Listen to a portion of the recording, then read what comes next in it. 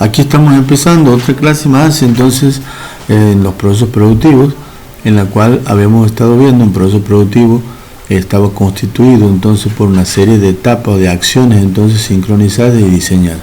Bueno, aquí le ponemos nombre y apellido a cada una de estas acciones. Como vemos, cada una de estas acciones coordenadas y diseñadas en el proceso productivo para lograr, por ejemplo, el transporte, la transformación, el almacenaje, entonces, de los flujos de entrada en los flujos de salida o productos finales, se logra entonces a través de lo que se llaman operaciones. En la jerga técnica, cada una de estas operaciones, o en la jerga ingenieril, es para este comentario un poco propedéutico para los que están estudiando en la secundaria esta materia. Vemos entonces que se denominan procesos, son operaciones unitarias. Cada una de esas operaciones unitarias son entonces como la pieza, una pieza de Lego que ejecuta una determinada acción sobre determinado tipo de materia, dependiendo de su estado, dependiendo de la transformación que nosotros queremos darle. Por ejemplo, mezclarla, triturarla, filtrarla, flocularla, absorberla, por ejemplo, o destilarla. Entonces cada una se rige por una determinada teoría. Se basa en una determinada teoría, en un basamiento científico que define entonces las fórmulas matemáticas y las leyes que los rigen a fin de poder calcularla y diseñar esta operación, que es la base del diseño tecnológico que se traduce en una etapa tecnológica, en un equipo determinado que lleva a cabo esta operación. Por ejemplo, ahí le he puesto hornos, filtros, mezcladoras, evaporadoras y demás. El éxito, digamos, de un proceso productivo va a depender fundamentalmente de qué.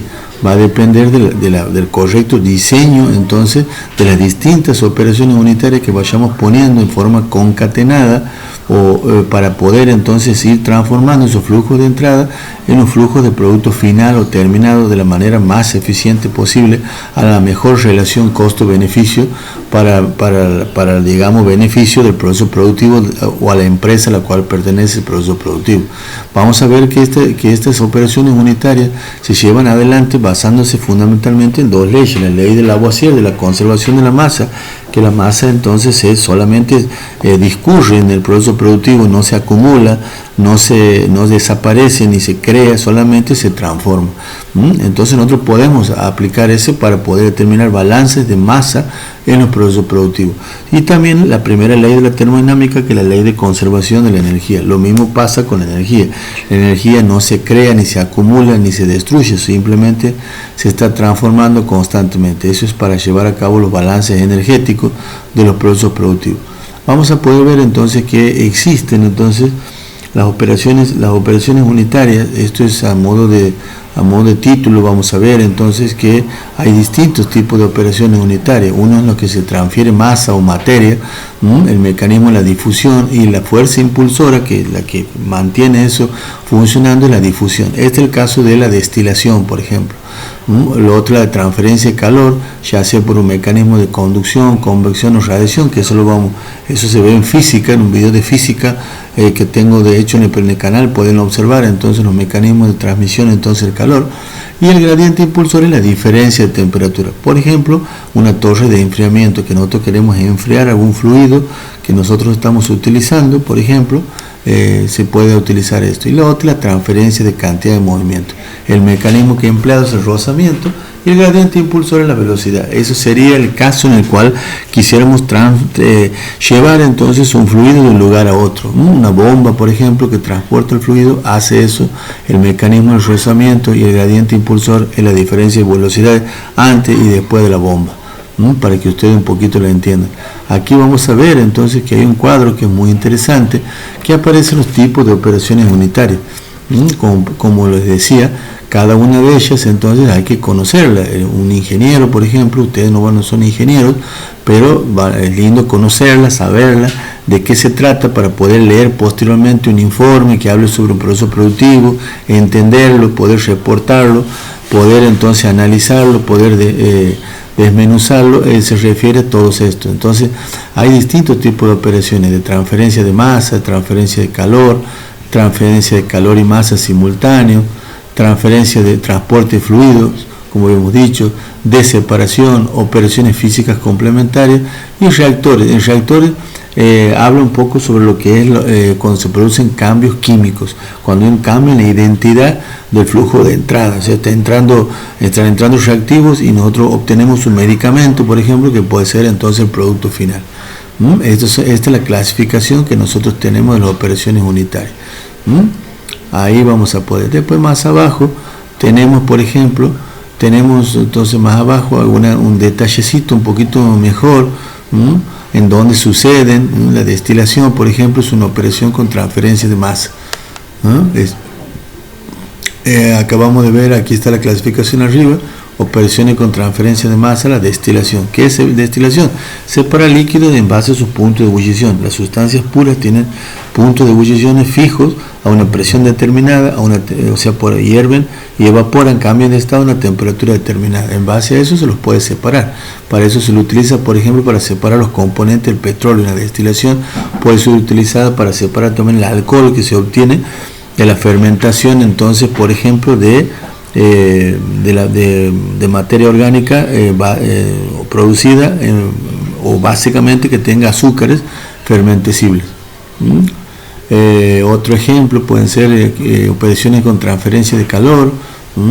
Por ejemplo, un intercambiador de calor que se usa en la industria láctea, por ejemplo. Este es un intercambiador en el cual entonces, por ejemplo, para pasteurizar líquidos, jugos que se van a envasar, o la leche, etcétera. Y hay muchos ejemplos de operaciones en las que y equipos sobre todo, en donde se lleva a cabo el proceso que nosotros hemos descrito. Que es para carácter informativo. Si quieren adentrar, pueden hacerlo y ver. Al final vamos a ver también lo de transferencia simultánea de calor y masa, por ejemplo, la cristalización, el secado. El secado se transmite calor y hay una transferencia de masa porque está perdiendo el líquido. Un horno, por ejemplo, funciona como eso. Y al mismo tiempo a veces un reactor, en el caso de un alimento, porque produce cambios químicos por la temperatura, pero está perdiendo agua y está recibiendo calor. Entonces hay un proceso simultáneo de transferencia de masa y de calor. El gradiente impulsor es la diferencia de concentración de agua entre el fluido o el gas caliente que rodea a lo que se está cociendo o secando, y la diferencia de cantidad de agua en esas dos masas. Eso actúa como un gradiente impulsor. Y también la diferencia de temperatura, porque la pieza a cocer o secar está más fría que el fluido, que también está térmicamente acondicionado. Bien, y así están las operaciones con transmisión de cantidad de movimiento. ¿A qué referimos cantidad de movimiento? Darle velocidad, generar un gradiente de velocidad. Por ejemplo, bombas, compresores, conducciones, etc.